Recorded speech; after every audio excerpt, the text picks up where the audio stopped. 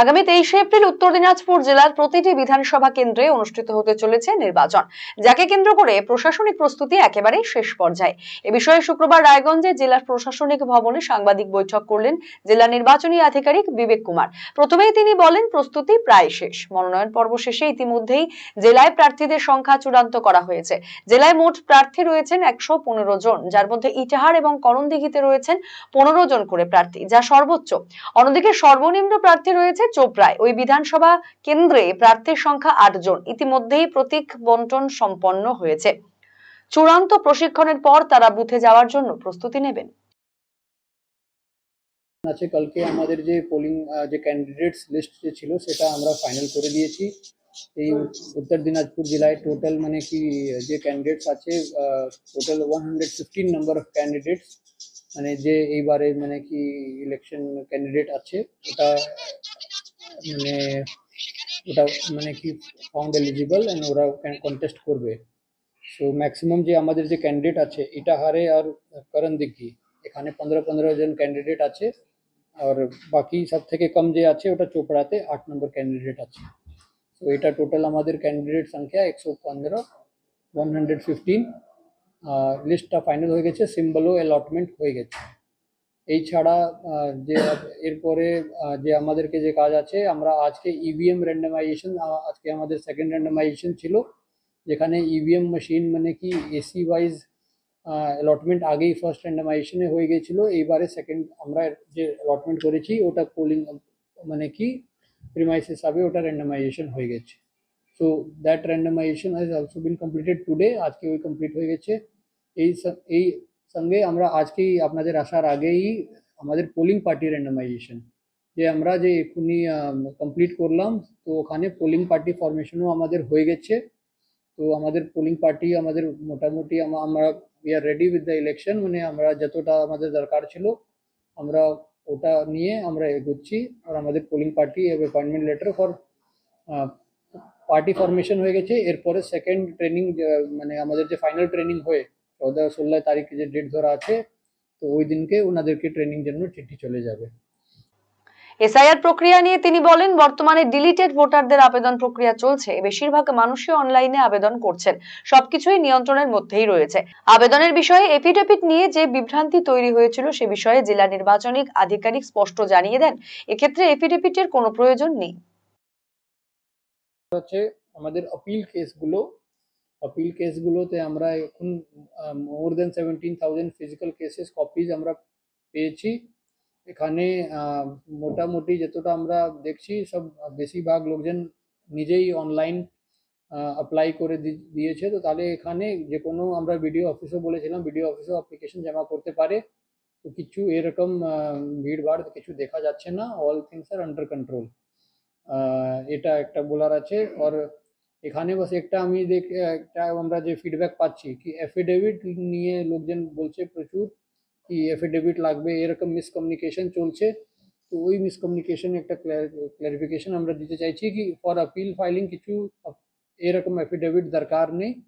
তো আপনারা যদি মানে লোকজনকে জানাতে পারেন কি affidavit for filing appeal is not required, দরকার নেই এফিডেভিট জুডিশিয়াল বা এক্সিকিউটিভ ম্যাজিস্ট্রেট থেকে বা নোটারি থেকে কিছু দরকার নেই। আপনি সিম্পলি মানে কি ইন্টারনেটে গিয়ে অনলাইনে গিয়ে আধার নম্বর আর এপিক নম্বর দিয়ে আপনারা আপিল ফাইল করতে পারেন। একদম সহজ প্রসেস আছে, ওটা করে আপনারা 2 থেকে 3 মিনিটে ওই প্রসেসটা কমপ্লিট হয়ে যাবে, যদি আপনারা এখনো যদি না করে থাকেন। তো ওটা নিয়ে কিছু চিন্তা করার বিষয় নেই। জেলা নির্বাচনী আধিকারিক জানিয়েছেন, যে সমস্ত ভোট কর্মী ভোটের প্রশিক্ষণে অংশগ্রহণ করেননি তাদের বিরুদ্ধে আইনত পদক্ষেপ নেওয়া হবে। এখনো পর্যন্ত জেলায় 800 থেকে 900 জন ভোট কর্মী তারা প্রশিক্ষণে অংশ নেননি। জেলায় মোট পুরুষ ভোট কর্মীর সংখ্যা 8160 জন, মহিলা ভোট কর্মীর সংখ্যা প্রায় 2300। জেলায় মোট 446টি মহিলা বুথ থাকবে। রায়গঞ্জ ইউনিভার্সিটিতে আপনার কলেজের অধ্যাপক 42 জন ইলেকশনের ডিউটির জন্য আপনারা ইনভাইট করেছেন, তারা কেউ কিন্তু অ্যাটেন্ড করেনি। তাদের বিরুদ্ধে কি শোকজ বা থানা এফআইআর প্রভিশন রয়েছে? আমরা সবার জন্য আমরা একরকমই আছি। আমরা যে ইলেকশন ডিউটি করিনি আমরা আইন মতো আমরা অ্যাকশন নেব। স্যার কতজনের এগেইনস্টে আপনারা নোটিশ ইস্যু করবেন যারা অ্যাটেন্ড করেনি? এই মুহূর্তে মোটামুটি 800 থেকে 900 লোকজন আছে যে ট্রেনিং করে নি অ্যাটেন্ড, আমরা ওর বিরুদ্ধে আমরা যাব, ফোকাস করবেন। হ্যাঁ অ্যাকশন নেওয়া হবে আইনি। স্যার ইলেকশনের বিষয়ে কদিন ডিউটি করছে স্যার, সবগুলো ইলেকশন ডিউটি অ্যাটেন্ড করবে বা ইলেকশন হবে 2050 টাকা। ইলেকশন মোটামুটি যে আছে 8160 লোকজন আমাদের মেল পার্সোনাল আছে, আর যে ফিমেল পার্সোনাল আছে ওটা মোটামুটি ওটা 2300 একটু বেশি আছে, 2300 থেকে মানে ওই রকম আছে।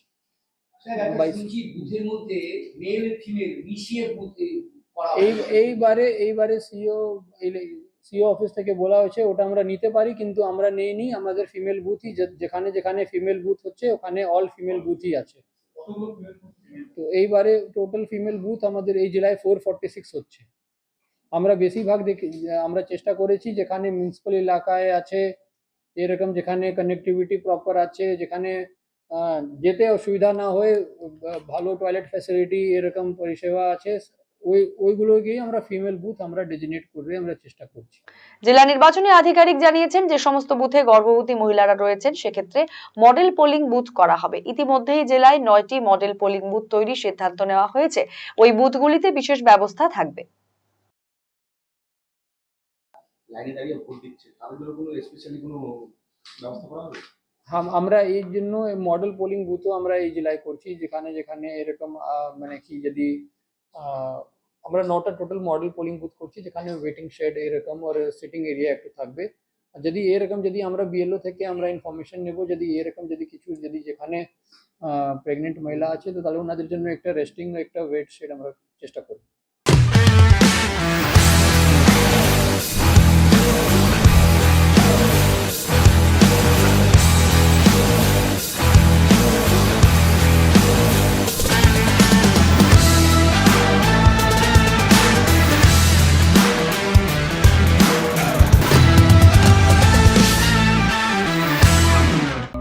শৈলী আর সাশ্রয়ের মেলবন্ধন এখন আপনার হাতের মুঠোয়। নিজের লুককে আরো আকর্ষণীয় করতে চান?